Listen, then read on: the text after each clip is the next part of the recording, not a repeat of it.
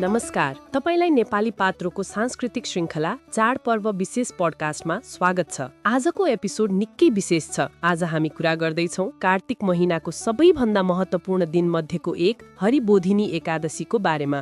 हो, आज हामी हरिबोधिनी एकादशीको बारेमा कुरा गर्छौँ। हरिबोधिनी एकादशीलाई हरिप्रबोधिनी एकादशी पनि भनिन्छ।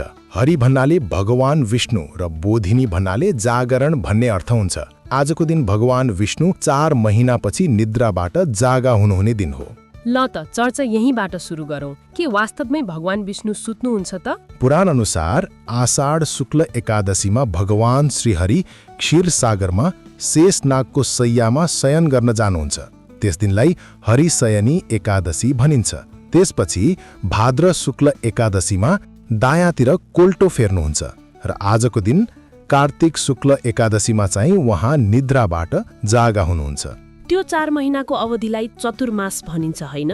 हो, ठिक भन्नुभयो। यी 4 महिनामा विवाह, व्रतबन्ध, गृह निर्माण जस्ता शुभ कार्य नगर्ने परम्परा छ।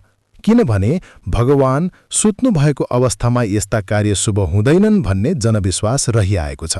जब भगवान जागा हुनुहुन्छ त्यसपछि फेरि शुभ कर्म सुरु गर्न सकिन्छ। र यही कारणले यो दिनलाई शुभ कार्यको पुनरारम्भको प्रतीकका रूपमा पनि लिइन्छ। यस दिनदेखि विवाह, जजमानका पूजा र अन्य मङ्गल कार्य फेरि सुरु हुने गर्छन्। हो, अनि यस दिनको अर्को विशेषता के छ भने यही बेला तुलसी विवाह पनि गरिन्छ। भगवान विष्णु, जसलाई कार्तिक महिनामा दामोदरको रूपमा पूजा गरिन्छ, उहाँसँग तुलसी देवीको विवाह एकादशी व्रतको पारण गर्ने दिन अर्थात् द्वादशीमा गरिन्छ। त्यो सुन्दा निकै रमाइलो लाग्छ। घर घरमा तुलसीको मठमा विधिपूर्वक पूजा गरेर तुलसीलाई अलङ्कृत गरिन्छ र भगवान दामोदरसँग विवाह गरिन्छ। यसलाई तुलसी विवाह भनिन्छ। र यससँगै अर्को धार्मिक परम्परा पनि जोडिएको छ।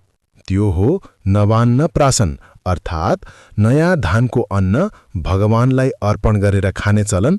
कार्तिक शुक्ल द्वादशीका दिन तुलसी विवाहसँगै यो पनि गरिन्छ।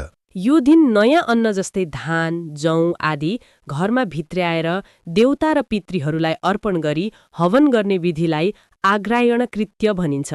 यसलाई नवान्न ग्रहण वा न्वाङ्गी पनि भनिन्छ। द्वादशीदेखि पञ्चमीसम्म तुलसीको हवन, विवाह र नवान्न प्राशन एकसाथ गर्ने गरिन्छ, किनभने यस बीचमा शुभ साइत हेर्नु पर्दैन। त्यसै गरी अर्को रमाइलो चलन पनि छ।